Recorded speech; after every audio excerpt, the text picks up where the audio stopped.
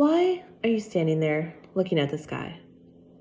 This is a question that two men dressed in white asked those who were assembled at the ascension of Jesus.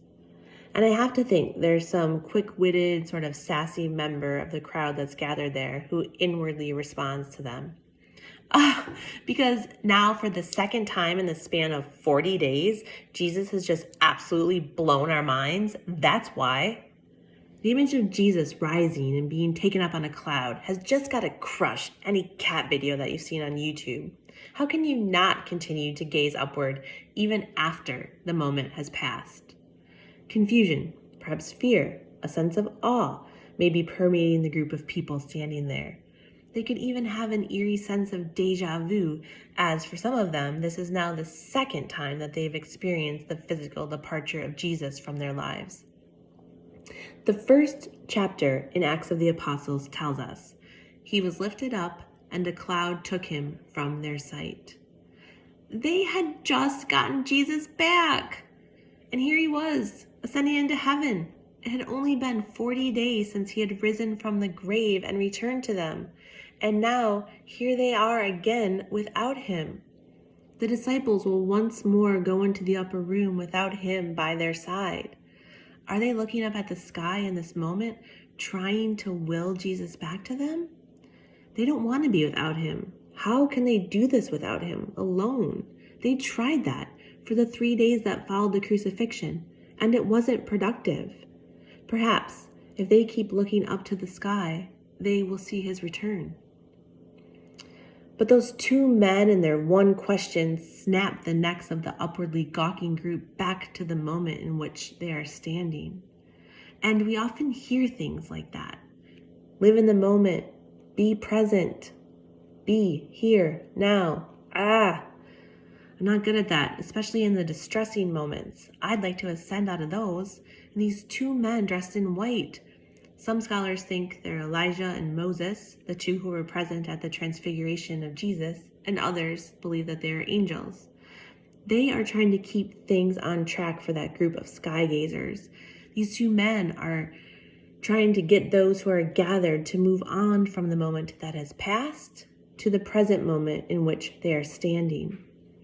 The bewilderment that the disciples likely felt over these 43 days must have been challenging, if at not times paralyzing.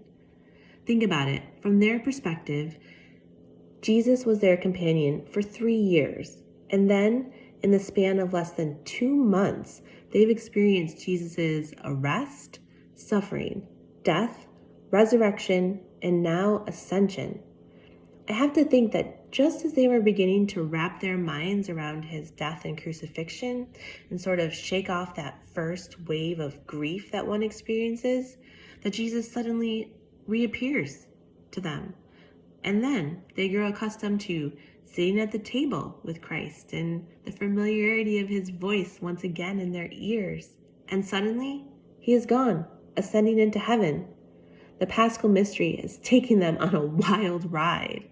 And as Christians, how can we not expect our belief in the Paschal mystery to do the same to us? Buckled in with gloves and face masks on, we, like them, are living in a time of bewilderment and confusion sprinkled with moments of grief and familiarity. The span of the last 2 months for us may have been filled with the same elements and experience of the Paschal mystery: suffering, dying, rising, and ascending. Amidst adapting and trying to live our life in the moment of coronavirus, things are constantly shifting. One day we're concerned about keeping our job and stressed and fearful about going to the grocery store, and then the next we feel a wave of happiness and pride as we see celebrations for healthcare workers. We're seeking clarity about phased reopenings, the expiration of shelter in place orders across our nation, and all kinds of what will it be like questions are going through our minds. We might do better to be here in the moment. If we allow the quarantine questions of what will happen when and worries of the future overwhelm us, we'll miss the moments that we are currently living in. The ascension of Jesus is told to us in Acts of the Apostles, and Acts of the Apostles is the sequel to the Gospel of Luke. From the box office success of movies, it's apparent that we love a good sequel. And who doesn't want to know what happens following Christ's resurrection? While Luke's Gospel is addressed to most excellent Theophilus, implying that this is an actual person and someone of stature and great importance, Acts of the Apostles is addressed to simply Theophilus.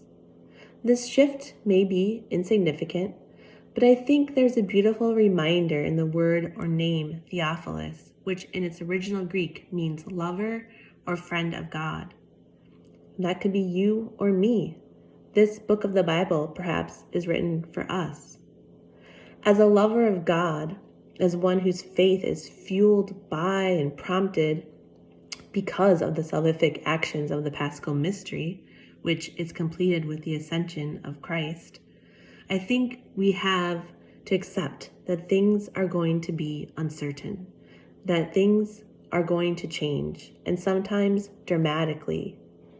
Life and its circumstances at times are going to be hard, but we have to be present for these moments that being a lover of God bring to us, all the moments, because without those moments of suffering and crucifixion, we wouldn't be able to experience the rising and the ascending, and those are glorious moments. We don't want to miss those.